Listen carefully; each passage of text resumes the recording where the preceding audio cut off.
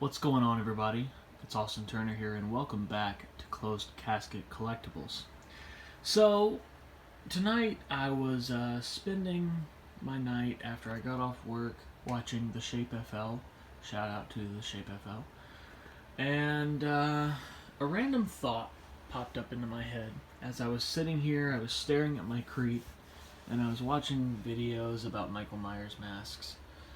And a thought popped in my head about the idea that everybody in this hobby views the hero mask differently.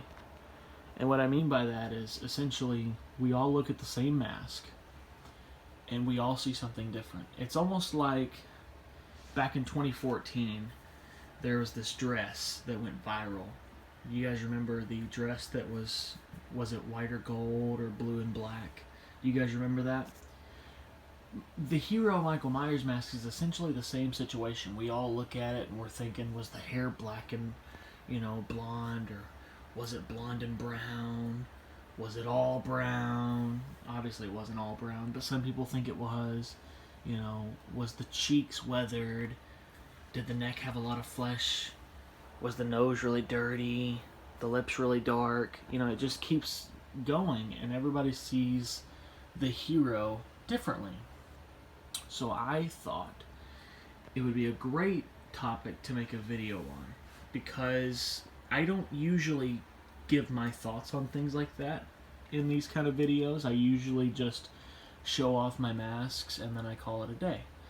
But I thought it would be fun to just kind of make a video, sit back and talk about what I feel like the hero mask is in a nutshell, based on all of the photos and videos and that I've seen.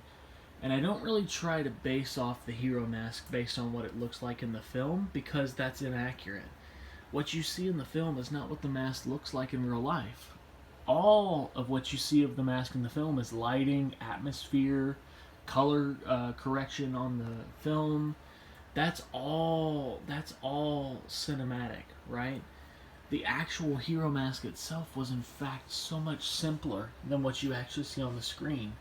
On the screen, you see so many shadows and so much scare power. But the actual hero mask itself was in fact just a simple Captain Kirk mask that was spray painted white. The sideburns and the eyebrows were ripped off, the eyes were opened up, and the hair was spray painted or misted black, or spray painted black. Of course, Tommy Lee Wallace and Sean Clark did a segment a few years ago, which we didn't know about until recently, that he showed that he spray painted it brown. So it is possible that maybe perhaps the hair was misted brown, not black. Anyhow, so the actual hero mask itself was in fact just this cheap mask. There wasn't anything special. And of course, over the course of filming, the mask got a little dirty. Flesh started to show back up on the lips, the nose, and the neck, So that obviously happened. But still, if you shined a direct light on the hero mask, it was nothing scary. It was in fact just a white Captain Kirk mask. So that's how I view the hero. I try to take into account not what I see on the screen, but what I see behind the scenes. I study those photos and, the videos, the very few videos that are out there. And I just study what I'm seeing behind the scenes. And it's very hard. There's not very many photos out there. So it's very hard. You have to excuse me, by the way, I'm moving the camera a lot. I'm just trying to get good shots of the creep as I talk here, and the reason why I'm showing the creep over all my other masks is because this one in particular, to me, embodies what I view the hero. In fact, if you look at this mask here, you can see there's no special stuff done to this mask. This mask is white through and through. It's actually a very, very clean mask. There is a tad of weathering, as you can see on the nose and on the lips. There's a tad of weathering in there, but most of what you're seeing is flesh brought out. That's flesh. It's flesh and a tad of weathering.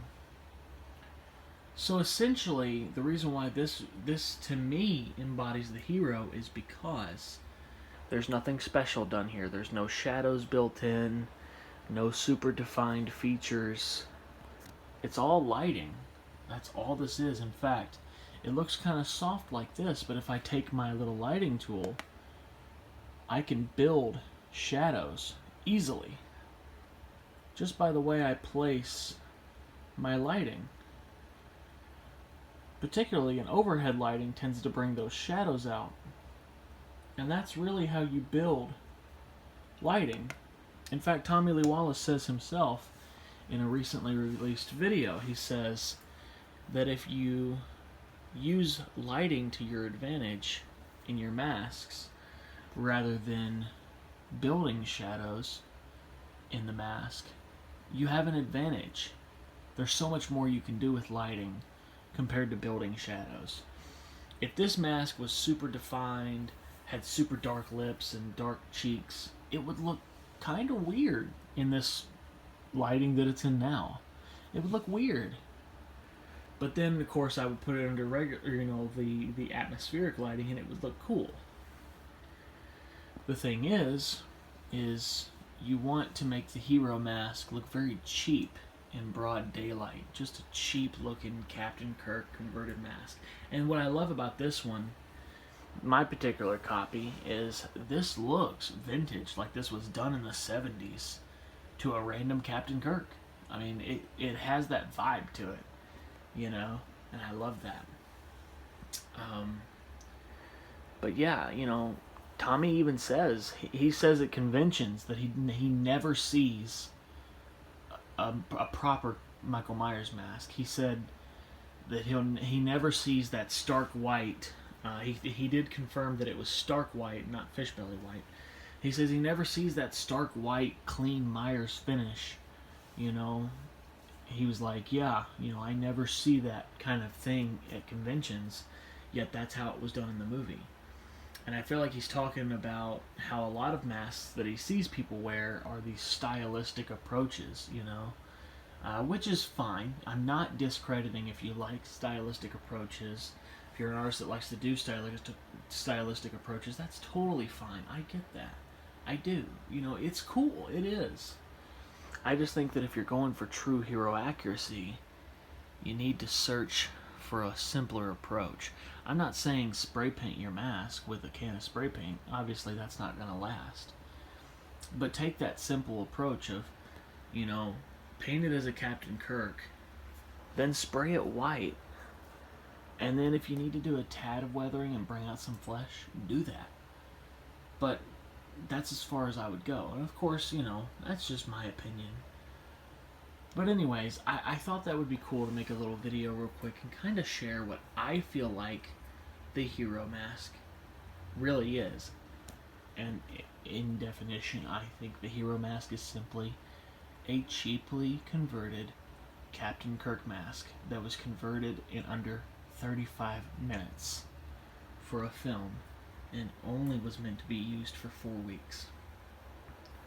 That's it, and that's the vibe you need to go with, because once they created that cheap vibe and they put it under the right lighting, it became something else entirely, and that's the key: lighting and atmosphere.